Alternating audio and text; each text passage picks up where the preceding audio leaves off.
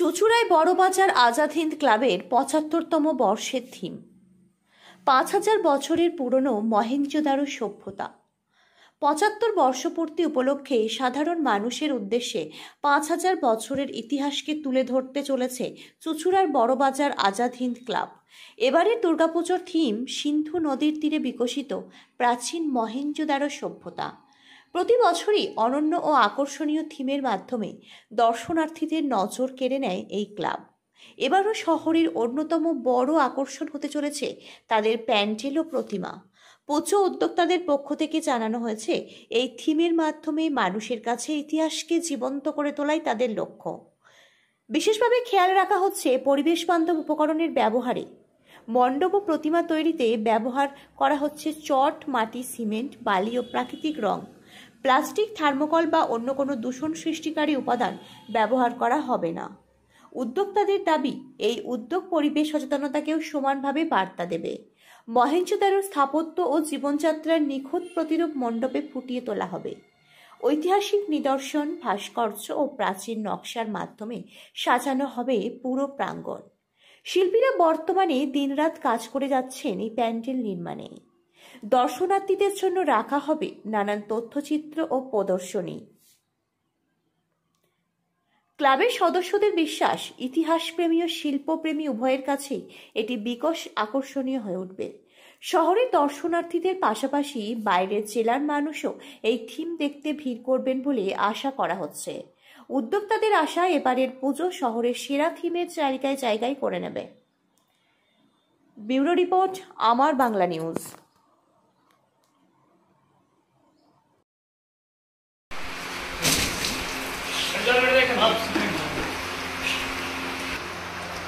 জলটা দিলে ক্লিয়ার হয়ে যাবে।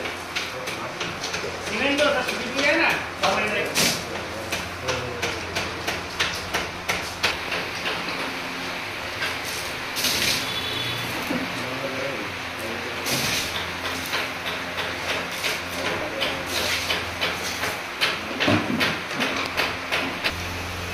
কটা হয়েছে?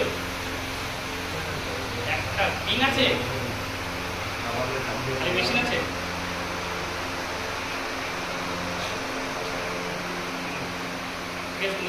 আজাদ হিন্দ ক্লাবের থিম কি আছে এবং কি চিন্তা ভাবনা? দেখুন, আজাদ হিন্দ ক্লাব মানেই চুঁচুড়াবাসীর কাছে, প্লাস আমাদের হুগলি জেলা বলো বা দূর দূরান্তের মানুষের কাছে একটা আকর্ষণীয় চমকের জায়গা দুর্গাপুজোতে। এবছর আমাদের ৭৫, চমক তো থাকবেই। এবছরে আমাদের ভাবনা হচ্ছে মহেঞ্জোদারো। মানে মহেঞ্জোদারো সভ্যতাকে কি এখানে পুরো ফুটিয়ে তোলা হবে? একদম। আমরা এই যে এখানে যে আমাদের এবছরের ভাবনাটা মহেঞ্জোদারো, মানুষে চুঁচুড়ো শহরের বা হুগলি জেলার বা বিভিন্ন জায়গা থেকে যখন ঠাকুর দেখে আসবে, এখানে যেন একদম একটা আলাদাই চমক পাবে। এসে যেন মনে হবে যে আমরা অরিজিনাল সেই মহেঞ্জোদারোর ভেতরেই প্রবেশ করছি।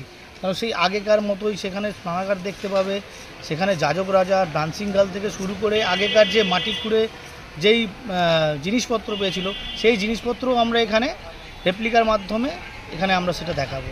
আর মানুষ এখানে এলে সবথেকে বড় করে ছোটো ছোটো বাচ্চা, যারা আমরা ইতিহাসে পড়েছি যে মহেঞ্জোদারো, হরপ্পা মহেঞ্জোদারোর একটা সভ্যতা, সেই সভ্যতাই যেন আমাদের বয়সী বা আমাদের থেকে উপরে যারা আছে তাদের বয়সী যারা দেখবে, তারা বলবে যে আমাদের সেই ছোটোবেলার ইতিহাসটা যেন আমরা ফিরে পেয়ে গেছি।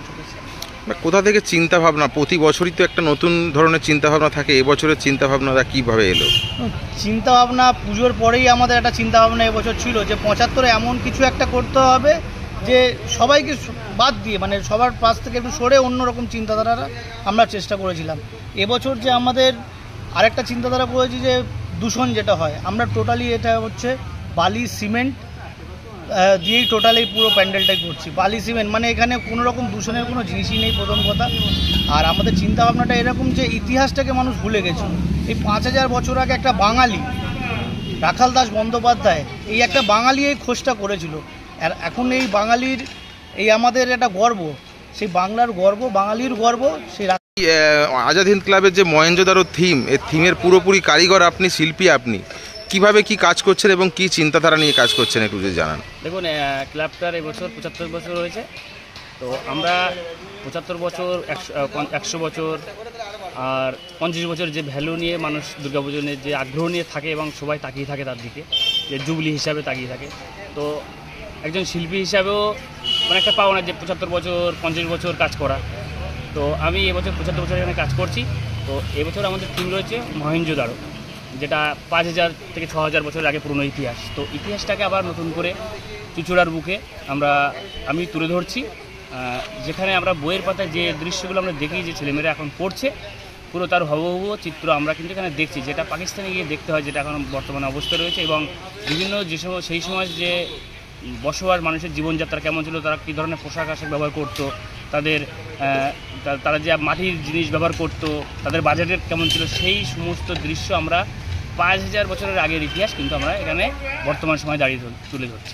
কোথা থেকে এইসব তথ্য নেওয়া হচ্ছে, কিভাবে পাচ্ছেন? এত অনেক তথ্য জোগাড় করতেও হয়েছে। আমরা এটা আমাদের গুজরাটের শহরে, যেখানে শেষ সীমানা, সেখানে পাকিস্তান লাগোয়া আমরা গেছিলাম এবং আমরা ওখানে দেখে এসেছি তার যে ভূমিরূপ, এবং পুরোটা আমরা যেতে পারিনি যেহেতু পাকিস্তানের অংশ রয়েছে।